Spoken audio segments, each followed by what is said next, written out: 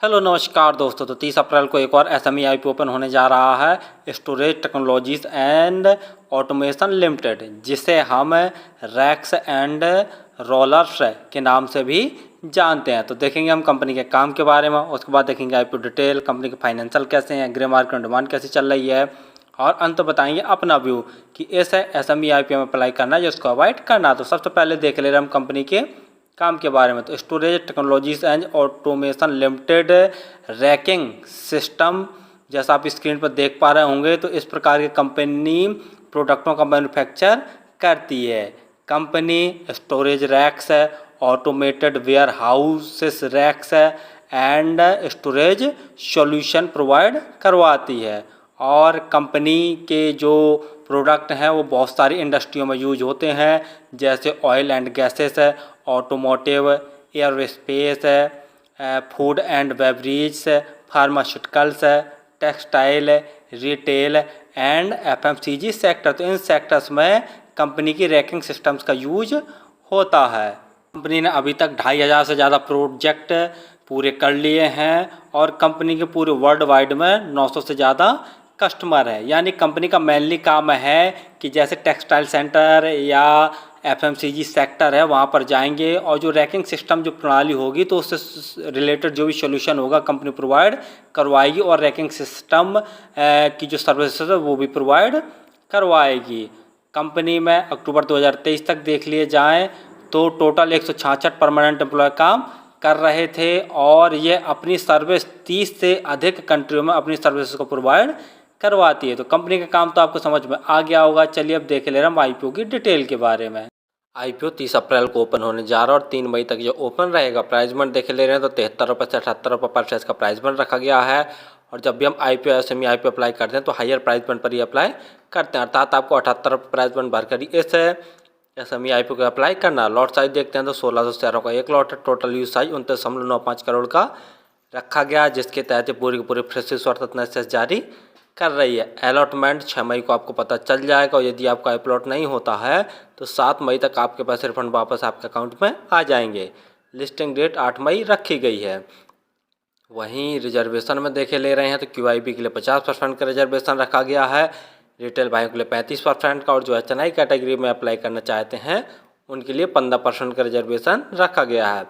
Retail category में यदि आप एक लॉटे अप्लाई करते हैं तो आपको 1,24,800 रुपये खर्च करने पड़ेंगे। रिटेल कैटेगरी में मैक्सिमम आप एक ही लॉट अप्लाई कर सकते हैं। यदि एचएनआई कैटेगरी में अप्लाई करना चाहते हैं तो कम से कम 2 लॉट अप्लाई करने पड़ेंगे, जिसके लिए आपको 2,49,600 रुपये खर्च करने पड़ेंगे। आईपीओ आने के पहले जिनकी प्रमोटर होल्डिंग थी वो 100% थी। आईपीओ आने के बाद इनकी प्रमोटर होल्डिंग 70.09% जैसी बचेगी। आरओई 46.37%, आरओसी 22.52% है। यानी आरओई आरओसी देखते हैं तो बहुत दमदार हैं।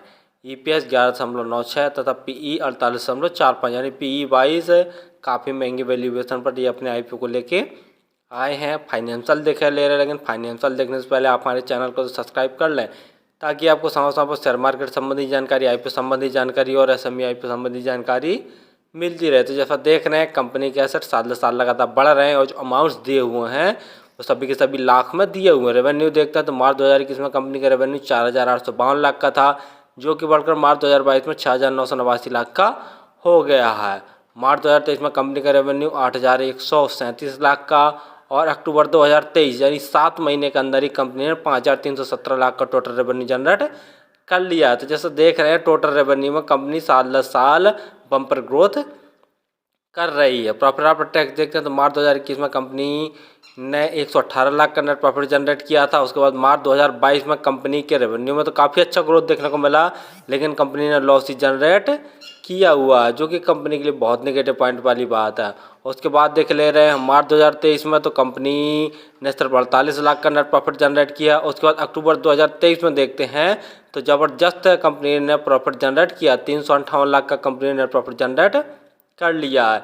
नेटवर्थ वो भी बढ़ रही है। रिजर्व देखते हैं तो मार्च 2021 में कंपनी के पास 466 लाख का रिजर्व था और अभी देख ले रहे अक्टूबर 2023 में तो कंपनी के पास 653 लाख का टोटल रिजर्व हो गया। वहीं टोटल बोरिंग देखते हैं तो मार्च 2021 में कंपनी के पास 347 लाख की बोरिंग थी, जो कि बढ़कर अक्टूबर 2023 में 1,632 लाख की हो गई, यानी कंपनी के ऊपर बोरिंग काफ़ी ज़्यादा है।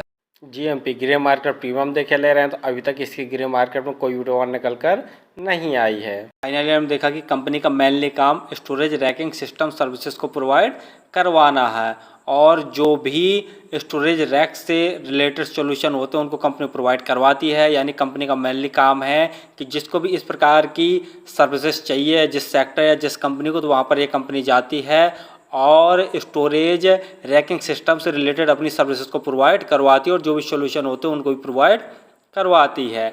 तो कंपनी का काम तो ठीक है, और कंपनी के वर्ल्ड वाइड 900 से ज़्यादा कस्टमर हैं, और साथ साथ में 30 से अधिक देशों में अपनी सर्विसेज को कंपनी प्रोवाइड करवा रही है। तो कंपनी का काम तो ठीक है, डिमांडिंग वाला है और सदाबहार वाला भी है। दूसरा देखे ले रहे हैं जैसा कंपनी का फाइनेंशियल, तो फाइनेंशियल तो ठीक ठाक है, साल दर साल इनके रेवेन्यू में बम्पर ग्रोथ देखने को मिल रहा है। लेकिन मार्च 2022 में जैसा देख रहे हैं तो कंपनी ने लॉस ही जनरेट किया था, लेकिन अक्टूबर 2023 में फिर से कंपनी ने बहुत बम्पर नेट प्रॉफिट जनरेट किया हुआ है। वहीं बोरिंग देखते हैं तो कंपनी के ऊपर थोड़ा सा ज़्यादा बोरिंग है, पी वाइज काफ़ी महंगी वैल्यूएशन पर ये अपने आईपीओ को लेके आए हैं, जिसके कारण अभी तक ग्रे मार्केट में कोई डिमांड निकल कर नहीं आई है। तो यदि आप इससे एसएमई आईपीओ को अप्लाई करना चाहते हैं तो लास्ट डे ही अप्लाई करें। दो चीज़ें ज़रूर देख लें कि ग्रे मार्केट में डिमांड है वो भी लगभग 35 से 40% जैसी हो जाए, और सब्सक्रिप्शन वो भी 150 गुना से ज़्यादा हो, जो सेफली रहेगा आईपीओ अप्लाई करने के लिए। फिर भी किसी आईपीओ एसएमई आईपीओ में अप्लाई करें तो स्वयं का एनालिसिस करके उस स्वयं के रिस्क पर ही किया करें। धन्यवाद।